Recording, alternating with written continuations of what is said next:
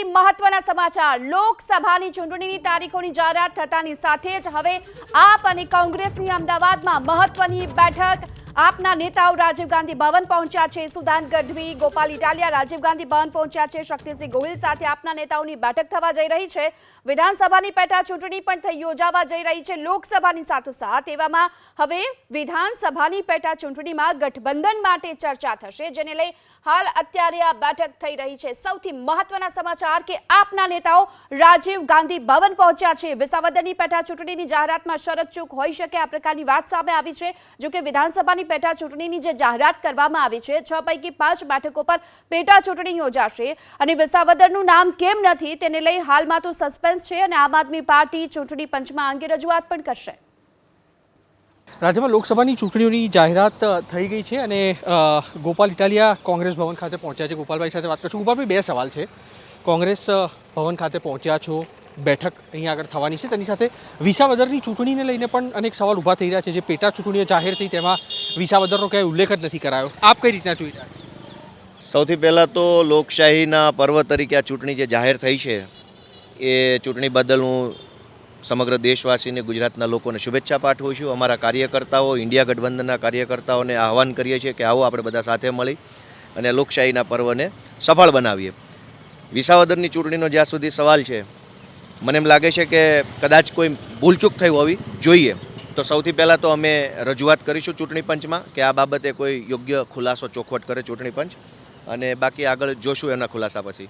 ઈસુદાન ગઢવી પણ અહીંયા આગળ પહોંચ્યા છે અને તેમની સાથે પણ વાત કરવાનો પ્રયાસ કરીશું। મનોજ સોરઠિયા, ઈસુદાન ગઢવી સહિતના નેતા। તો ઈસુદાનભાઈ, લોકસભાની ચૂંટણીની જાહેરાત કોંગ્રેસ ભવનમાં અત્યારે આવવાનું થયું છે, બેઠક થવાની છે, વિસાવદરની જાહેરાત નથી થઈ શકી, આપ કઈ રીતના જોઈ રહ્યા છો? મને લાગે છે કે બાય મિસ્ટેક હશે, અમે રજૂઆત કરવાના છીએ, કારણ કે આખા દેશની પેટા ચૂંટણીની જો વાત હતી અને પેટા ચૂંટણીની ડિક્લેર થઈ છે, વિસાવદર તો પહેલું રાજીનામું હતું, એટલે મને લાગે છે કે ક્યાં બાય મિસ્ટેક હશે અથવા તો થવું જોઈએ, અમે પણ રજૂઆત કરીશું। અને સ્વાભાવિક છે કે અમે ઇન્ડિયા ગઠબંધન અંતર્ગત જે ચર્ચા છે અમે સાથે લડવાના છે, એને લઈને આજે પહેલી વખત અમારી જોઈન્ટ મિટિંગ પણ છે માનનીય શક્તિસિંહજીની આગેવાનીમાં, અને પૂરી મજબૂતાઈથી ઇન્ડિયા ગઠબંધન લડશે। ઈસુદાનભાઈ, એક સવાલ, ભરૂચ બેઠક ઉપર હજી પણ અહેમદ પટેલના પુત્ર છે તે માની નથી રહ્યા, આપ કઈ રીતના જોઈ રહ્યા છો અને કેવી બેઠકમાં ચર્ચા? બધા માની જશે, બધા એક જ છીએ અને અમે ઇન્ટરનલ જે છે, કેમ છે બેન, ઇન્ટરનલ છે, અમે ઇન્ડિયા ગઠબંધન ઇન્ટરનલી ચર્ચાઓ કરી અને બધું સુલઝાવી લેશું। તો ગઠબંધન બાદ પ્રથમ વખત ગુજરાતમાં આપ અને કોંગ્રેસ વચ્ચે આ બેઠક થવા જઈ રહી છે। આમ આદમી પાર્ટી ચૂંટણી પંચમાં જો કે રજૂઆત પણ કરવાની છે, તે વાત પણ ઈસુદાને કરી છે। તે પણ કહ્યું છે કે વિસાવદરની બેઠકનું કદાચ શરતચૂકથી એલાન ન થયું હોય તેવી પણ શક્યતા હોઈ શકે, પરંતુ હાલમાં તો ઈસુદાન ગઢવી, ગોપાલ ઇટાલિયા પહોંચી ચૂક્યા છે રાજીવ ગાંધી ભવન ખાતે। શક્તિસિંહ ગોહિલ સાથે આપના નેતાઓની આ મહત્વની બેઠક, અને એવામાં હવે વિધાનસભાની જે પેટા ચૂંટણી યોજાવા જઈ રહી છે અને તેમાં પણ આપ અને કોંગ્રેસ વચ્ચે જ્યારે ગઠબંધન છે ત્યારે બંને આ ગઠબંધનને લઈ ચર્ચા વિચારણા કરી શકે છે, અને સાથે એ પણ શક્યતા છે કે હજુ પણ 2 બેઠકો સિવાય પણ આમ આદમી પાર્ટી કોઈ બેઠક પર લોકસભાની ચૂંટણી લડવા ઈચ્છતી હોય તેની પણ ચર્ચાની સંભાવના। ખાસ જે ગઠબંધનને લઈ અત્યારે પહેલી બેઠક જે ગુજરાતમાં થઈ છે આમ આદમી પાર્ટી અને કોંગ્રેસ આ બંને વચ્ચે, આપને શું લાગી રહ્યું છે આ બેઠકનું કારણ? બેઠક તો સ્વાભાવિક છે, મળવાની હતી જ, કોંગ્રેસને પણ જરૂર છે અને આમ આદમી પાર્ટીને પણ જરૂર છે, એકબીજાના પૂરક છે। ખરેખર જોવા જઈએ તો કોંગ્રેસ માટે એ બેનિફિટ છે, એમને 2 બેઠકો ફાળવવાથી આમ આદમી પાર્ટીના જે કંઈ મજબૂત ઉમેદવારો છે, મજબૂત દાવેદારો છે, મજબૂત કાર્યકર્તાઓ છે, એનું કોંગ્રેસને પૂરક બળ મળશે। કોંગ્રેસ અત્યારે નબળી થઈ ચૂકી છે ગુજરાતમાં, એ હકીકત છે। તો આમ આદમી પાર્ટીનું જે જુસ્સો એને મળવાથી, કારણ કે આમ આદમી પાર્ટી પાસે થોડા તોફાની અને તરવિયા કાર્યકરો છે, તો સ્વાભાવિક છે કે કોંગ્રેસને ફાયદો થશે, અને કોંગ્રેસ 2 બેઠક કરતાં વધુ બેઠકો પર બી જો એમની સાથે ગઠબંધન કરશે તો કોંગ્રેસને એમાં કંઈ ગુમાવવાનું રહેશે નહીં। બાકી તો ઘણી બેઠકો એવી પણ છે કે જ્યાં કોંગ્રેસે ડિપોઝિટ પણ ગુમાવવી પડશે, એટલે આમ આદમી પાર્ટી સાથેનું ગઠબંધન સરવાળે કોંગ્રેસ માટે નફાકારક રહેશે। જી મનોજભાઈ, લોકસભાની ચૂંટણીની તારીખોનું એલાન થઈ ચૂક્યું છે અને તેની સાથોસાથ વિધાનસભાની પેટા ચૂંટણી પણ યોજાવાની છે, તો બંને ઉપર આપની પ્રતિક્રિયા, અને ખાસ વિસાવદર બેઠકનું નામ નથી થયું તેના પર પણ? વિસાવદર બેઠકનું નામ શરત ચૂકથી રહી ગયું છે। એકચ્યુઅલી કેન્દ્રીય ઇલેક્શન કમિશનરને એ વાતની ખબર નહીં હોય અથવા તો કોઈએ ધ્યાન દોર્યું ના હોય, અધરવાઇઝ એક બેઠક માટે કંઈ ચૂંટણી બાકી રાખવામાં આવે એવી કોઈ શક્યતા હું જોતો નથી. અત્યારે ભાજપ અધ્યક્ષ CR પાટીલ સાથે પણ વાત થઈ, એમણે પણ વાત કરી છે કે આ અંગે અમે ધ્યાન દોરીશું કેન્દ્રીય ઇલેક્શન કમિશનરનું, અને એનું જે કરેક્શન છે, કરેક્શન તો ચૂંટણી દરમિયાન ઘણા બધા કરેક્શનો આવતા હોય છે, તો એ કરેક્શન પણ આવી જશે. એટલે વિસાવદર બેઠક માટે કોઈ મુદ્દો ઉપસ્થિત કરવાની જરૂર નથી કે કેમ જાહેર નહીં કરી, એના માટે શંકા કુશંકાનો કોઈ પ્રશ્ન નથી. જે કંઈ કરેક્શન કરવાનો છે તે ઇલેક્શન કમિશનર પાછળથી પણ કરેક્શન કરે છે, અને ભૂતકાળમાં પણ આવા કરેક્શનો ઘણી વખત થયા છે અને થતા આવ્યા છે. જી, હિતેન્દ્રભાઈ પણ આપણી સાથે જોડાયેલા છે. હિતેન્દ્રભાઈ, લોકસભાની ચૂંટણીની તારીખોનું એલાન, ભાજપ કેટલું તૈયાર? જો બેન, સમાજ જીવન માટે ચૂંટણી એ લોકશાહીનું સર્વશ્રેષ્ઠ પર્વ છે, અને વિશ્વમાં ચૂંટણીનો માહોલ ચાલી રહ્યો છે. ભારતની ચૂંટણી એ સમગ્ર વિશ્વમાં સૌથી મોટી લોકશાહીની ચૂંટણી છે. એની સાઈઝ જોઈએ તો ખૂબ મોટી, આંકડાકીય માહિતીમાં નથી પડતા, પણ ખૂબ મોટા રાષ્ટ્રની લાર્જ સ્કેલની ચૂંટણી, સાથે સાથે 4 રાજ્યોની ચૂંટણી અને 28 જેટલી વિધાનસભાની પેટા બેઠકોની ચૂંટણી પણ યોજાઈ રહી છે. ભારતીય જનતા પાર્ટી 24/7 365 દિવસ સતત આ પ્રક્રિયામાં સામેલ હોય છે. એ ન માત્ર ચૂંટણીલક્ષી પાર્ટી છે, જનતાની સાથે સેવાના માધ્યમથી કનેક્ટ રહીને જનતા જનાર્દન સુધી, એ પગપાળા યાત્રીઓની સેવાની બાબત હોય, એ સુપોષણ અભિયાનની બાબત હોય, મેડિકલ કેમ્પની બાબત હોય, રક્તદાન શિબિરોની બાબત હોય, પાર્ટીના પ્રશિક્ષણ વર્ગો હોય કે પાર્ટીની રોજબરોજની ગતિવિધિ હોય, સતત અમે આના માટે તૈયાર જ હોઈએ છીએ.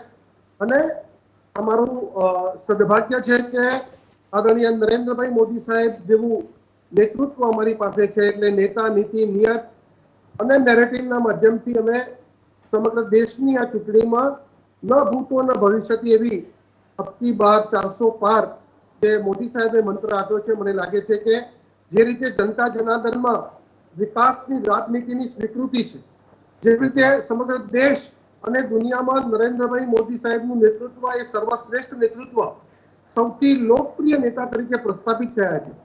સાથે સાથે પાછલા 10 વર્ષમાં 60 વર્ષમાં ન થયા હોય એવા કામો, વિકાસની રાજનીતિ, વિકાસના નામે મત માંગવાની નવો આયામ, મને લાગે છે કે સમગ્ર દેશમાં આજે ભારતીય જનતા પાર્ટીના કમળના નિશાન પર, ભારતીય જનતા પાર્ટીના નરેન્દ્ર મોદીના આહવાન પર, ભારતીય જનતા પાર્ટીના કરેલા વિકાસના કામો પર દેશની જનતા મોર મારવાની છે. 4 રાજ્યોની પેટા ચૂંટણીમાં, 28 વિધાનસભાની પેટા ચૂંટણીમાં અને ભારતીય જનતા પાર્ટી લોકસભાની ચૂંટણીમાં પણ 400 કરતા વધારે બેઠકો મેળવી એનડીએ ફરીથી નરેન્દ્ર મોદી સાહેબ ત્રીજી વાર વડાપ્રધાન બનવા જઈ રહ્યા છે. હિતેન્દ્રભાઈ, ગુજરાતમાં હવે આમ આદમી પાર્ટી અને કોંગ્રેસ બંને ગઠબંધન કરી અને જે પ્રમાણે સીટોની વહેંચણી કરી, પેટા ચૂંટણી વિધાનસભાની પણ થવા જઈ રહી છે, તો એમાં પણ એ જ ફોર્મ્યુલા અપનાવશે. તો આપને શું લાગી રહ્યું છે કે પડકાર રહેશે ભાજપ માટે? જો ભારતીય જનતા પાર્ટી ક્યારેય કોઈના ઉપર આધારિત, એના કરોડો લક્ષાવધિ કાર્યકર્તાઓના બળને આધારે અને કરેલા કામોને આધારે, નરેન્દ્રભાઈ મોદી સાહેબના નેતૃત્વને આધારે અને 10 વર્ષમાં ભારતીય જનતા પાર્ટીએ છે જનસંઘના સમયથી આપેલા જે વાયદા પૂરા કર્યા છે, લોકોની અપેક્ષામાં ખરા ઉતરવાનો પ્રયાસ કર્યો છે. એ રાજ્યના આંતરમાળખાકીય વિકાસની વાત હોય, એના ઔદ્યોગિક વિકાસની વાત હોય, જીડીપીના ડેવલપમેન્ટની બાબત હોય, ફોરેન ડાયરેક્ટ ઇન્વેસ્ટમેન્ટની બાબત હોય, સાંસ્કૃતિક જે આપણી ધરોહર છે એને મજબૂત કરવાની બાબત હોય, અખંડ ભારતની કલ્પના છે. મારે તો કહેવું છે ગીતાબેન કે આ આઝાદી પછી સૌથી પહેલું ઘણા વર્ષો પછી અખંડ ભારતની આપણે જે વાત કરતા હતા એ અખંડ ભારતની ચૂંટણી થઈ રહી છે. કાશ્મીર દેશનું અવિભાજ્ય અંગ બને એ કરોડો ભારતવાસીઓની અપેક્ષા હતી, એની લાગણી હતી કે ભારતનું અવિભાજ્ય અંગ કાશ્મીર, ગાંધીને સરદારની કલ્પનાનું ભારત, કે 14મી ઓગસ્ટ 1947 થી પૂર્વ સંધ્યાનું ભારત, એવું ભારત બનાવવાની દિશામાં આપણે સફળ રહ્યા છીએ. તો એ ભારતની આ ચૂંટણી છે. કરોડો સનાતનીઓની આસ્થાનું કેન્દ્ર ભગવાન રામનું મંદિર બનાવવાનું હતું, એ રામનું મંદિર બની ગયું પછીની આ ચૂંટણી છે. તમે આ ચૂંટણીનો મુદ્દો વિકાસનો મુદ્દો છે. અહીંયા બુલેટ ટ્રેનની વાત થશે, અહીંયા મેટ્રો ટ્રેનની વાત થશે, ઇન્ફ્રાસ્ટ્રક્ચર ડેવલપમેન્ટની વાત થશે, કે વિકાસના અનેક એવા સૂચિકાંકો કે સૌથી ઝડપથી વિકાસ અર્થતંત્ર, દેશની 11મા નંબર ઉપરથી 5મા નંબર પહોંચેલી અર્થતંત્ર, કે 3જા નંબરનું સૌથી મોટું સૈનિક સૈન્ય તો એ દિશામાં ચૂંટણીના મુદ્દાઓ બદલાયા છે અને જે રીતે 10 વર્ષમાં ભારતનો વિકાસ થયો છે, લોકોએ અનુભવ્યો છે, જન સુધી પહોંચ્યો છે, એ શૌચાલયના સ્વરૂપમાં હોય, એ ગેસના કોંગ્રેસ અને આપ આ બંનેની જે બેઠક ચાલી રહી છે અત્યારે, આ બેઠકના સીધા દ્રશ્યો અમે આપને દેખાડી રહ્યા છે. આપ અને કોંગ્રેસ બંનેનું ગઠબંધન ગુજરાતમાં અને લોકસભાની ચૂંટણીની સાથોસાથ હવે વિધાનસભાની પેટા ચૂંટણી પણ યોજાવા જઈ રહી છે. એવામાં આ મહત્વની બેઠક મળી છે. આ પ્રથમ બેઠક છે ગઠબંધન બાદ આપ અને કોંગ્રેસની. આપના નેતાઓ રાજીવ ગાંધી ભવન ખાતે પહોંચ્યા અને હાલ શક્તિસિંહ ગોહિલ, ઈસુદાન ગઢવી સહિતના તમામ નેતાઓ જોવા મળી રહ્યા છે. ચર્ચા વિચારણા અહીં થઈ રહી છે. કોંગ્રેસ અને આમ આદમી પાર્ટીની આ સંયુક્ત બેઠક પ્રથમવાર મળી છે. તો રાજીવ ગાંધી ભવન ખાતે પહોંચી ચૂક્યા હતા બધા જ નેતાઓ અને અત્યારે ચર્ચા એ ચાલી રહી છે. કોંગ્રેસ તરફથી શક્તિસિંહ છે, સિદ્ધાર્થ પટેલ પણ અત્યારે હાજર છે અને આમ આદમી પાર્ટી તરફથી ઈસુદાન પણ છે, ગોપાલ ઇટાલિયા પણ અત્યારે હાજર છે. અને હવે વિધાનસભાની પેટા ચૂંટણી જ્યારે આવવાની છે, હવે એવામાં પણ શું આ બંને પાર્ટીઓ ભેગા થઈ અને પોતાના ઉમેદવાર કયા ઊભા રાખશે તેને લઈ અત્યારે મંથન ચાલી રહ્યું છે, તેને લઈ અત્યારે ચર્ચાઓ ચાલી રહી છે. કારણ કે લોકસભાની જે 26 બેઠકો હતી તેમાંથી 24 બેઠકો પર કોંગ્રેસ હવે ચૂંટણી લડવાની છે, 2 બેઠક પર આમ આદમી પાર્ટી લડવાની છે. હવે આ જ ફોર્મ્યુલા અંતર્ગત પેટા ચૂંટણી જ્યારે વિધાનસભાની પણ યોજાવા જઈ રહી છે, કુલ 5 બેઠકો પર. હાલ તો વિસાવદરની પેટા ચૂંટણીને લઈ સસ્પેન્સ યથાવત છે, પરંતુ જો એ પણ થશે તો માની શકાય કે બંને જે પાર્ટીઓ છે તે આ બેઠકને લઈ ચર્ચા વિચારણા કરી રહી